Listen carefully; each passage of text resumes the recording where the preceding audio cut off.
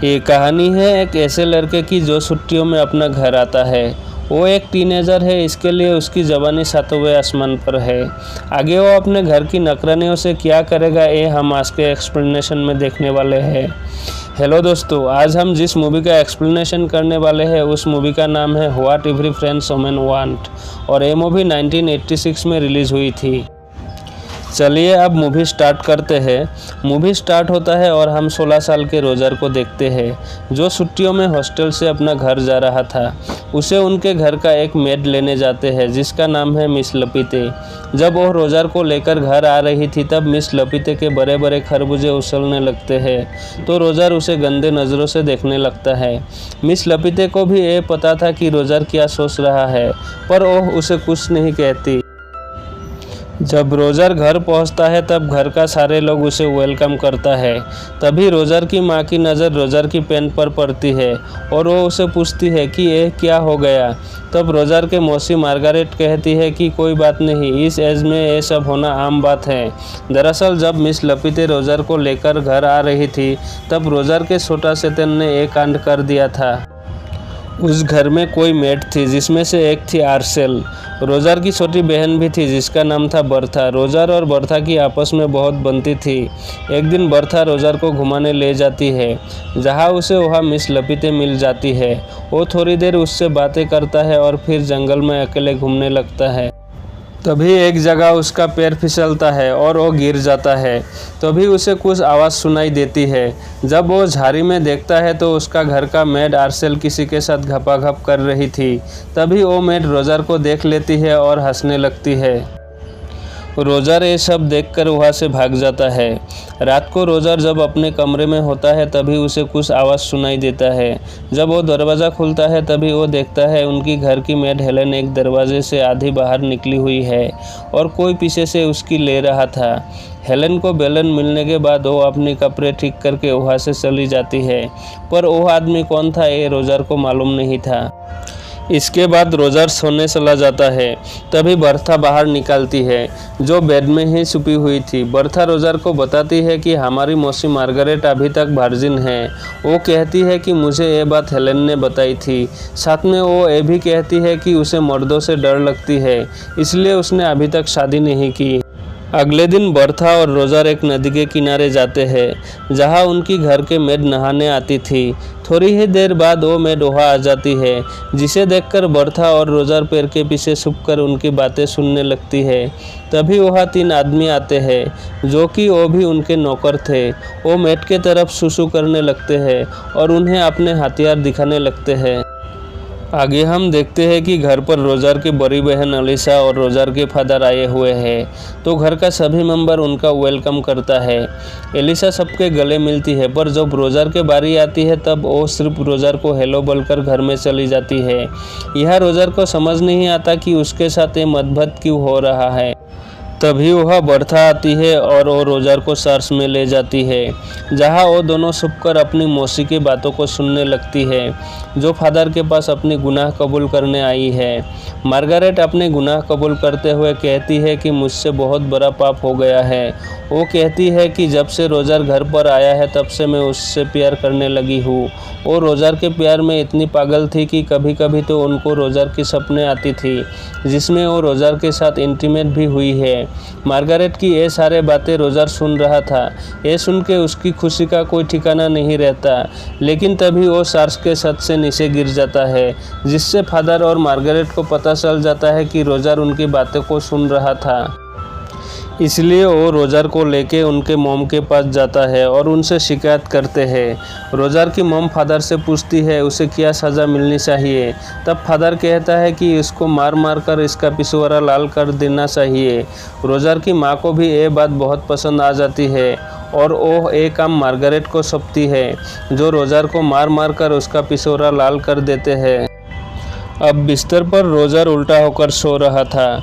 बजा तो आपको पता ही है। तभी उसे कप बजने की आवाज़ सुनाई देती है।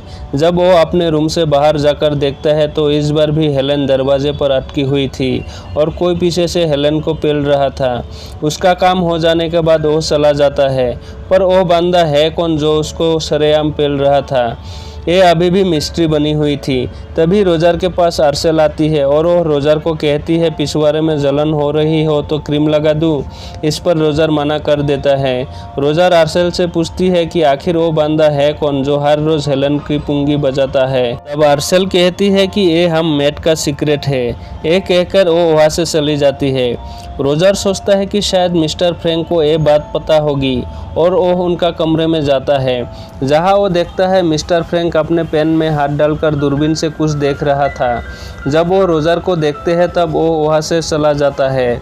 उनके चले जाने के बाद रोजर दूरबीन से देखने लगता है, जहाँ वो देखता है कि बाहर घास के ऊपर एक बंदा और एक बंदी अंदर बाहर खेल रहा था। तभी रोजर को वहाँ से एक किताब मिलती है जिसमें बहुत सी सारी हवस की कहानियाँ और फोटोज़ थे।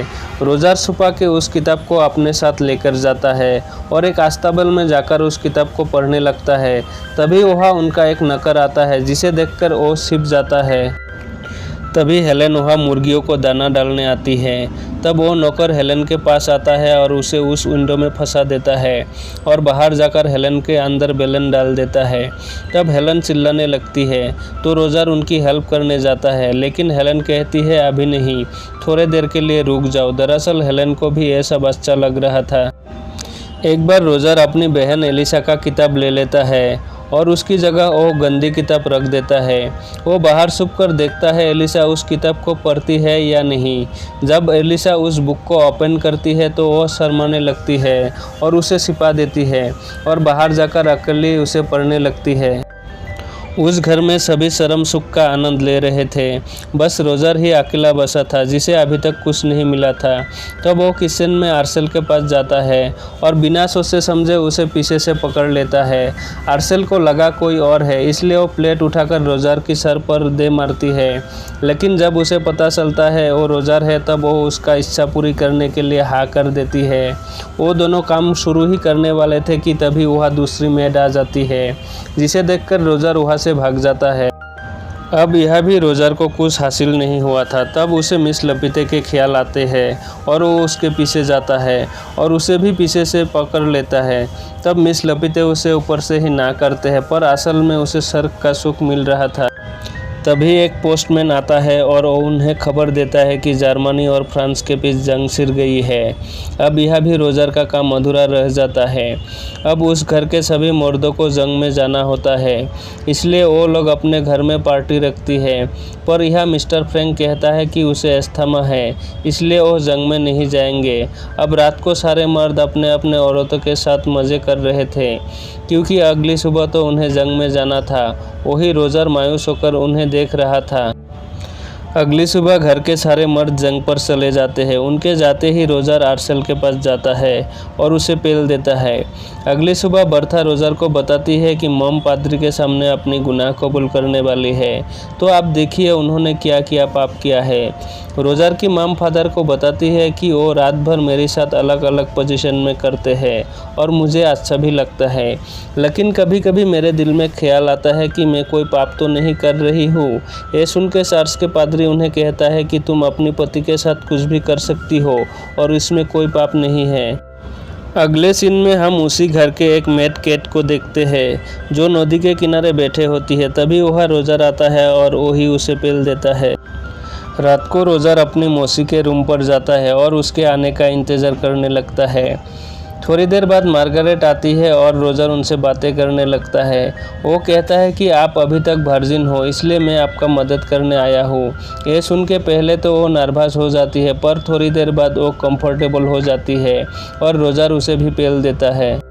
थोड़ी देर बाद हेलेन चाय लेकर आती है। जब वो जाने लगती है तब रोजर उसे पीछे से पकड़ लेती है और हेलेन को अपने बेलन से पेल देता है। अगले दिन रोजर अस्ताबल में जाता है जहां एलिसा घोड़े को साफ कर रही थी। अब यह रोजर उसको सेड्यूस करने लगती है और वो मान भी जाती है और रोजर उसे भी पेल देता है। अब रोजर की कमरे में लड़कियों की लाइन लग गई थी। एक जाती थी तो दूसरी आती थी। कभी कभी तो रोजर एक साथ 3 लड़कियों को अंदर बुलाता था। एक दिन एलिसा रोजर को बताती है कि वो प्रेग्नेंट है। ये सुनकर रोजर को वो टेंशन होने लगता है और तब वार भी ख़त्म हो चुकी थी, इसलिए घर के सारे मर्द लौट आए थे। तभी आर्सेल रोजर से कहती है कि वो प्रेग्नेंट है। तभी मार्गरेट भी कहती है कि वो भी प्रेग्नेंट है। अब रोजर सोचने लगता है कि इसका क्या किया जाए, क्योंकि इस बात का पता अगर उसकी माँ को चला तो वो उसका गोटियाँ निकलवा देगी। रोजर एलिसा के पास जाकर कहता है कि अपनी मंगेतर को जाके सेड्यूस करो, ताकि सबको ये लगे कि ये बच्चा तुम्हारा मंगेतर का है। इसके बाद वो एलिसा के बेड पर रेड कलर का नेल पॉलिश लगा देता है, ताकि एलिसा के मंगेतर को पता चले कि एलिसा अभी तक वर्जिन है। इसके बाद रोजर मार्गरेट के पास जाता है और वो कहता है कि मिस्टर फ्रैंक से अपनी पुंगी बजाए, ताकि उन्हें लगे कि ये बच्चा उनका है। और आर्सेल तो गांव की एक आदमी से शादी कर लेती है। अब इसके बाद 3 औरतों का शादी हो जाती है और उसी रात रोजर फिर हेलेन को अपना बेलन देता है। हॉस्टल जाते टाइम हेलेन उसे कहती है कि वो भी प्रेग्नेंट है। तब रोजर कहता है कि तुम्हारे लिए भी कोई आदमी ढूंढना होगा। तब हेलेन कहती है कि मुझे तो घर के सभी मर्दों ने पेला है, मुझे जो भी पसंद आएगा उसका ऊपर ये इल्ज़ाम लगा दूंगी। और यहीं पर ये मूवी एंड हो जाती है। दोस्तों, अगर ये वीडियो आप लोगों को अच्छा लगा तो चैनल को प्लीज़ सब्सक्राइब कर देना। मिलते हैं अगले वीडियो में।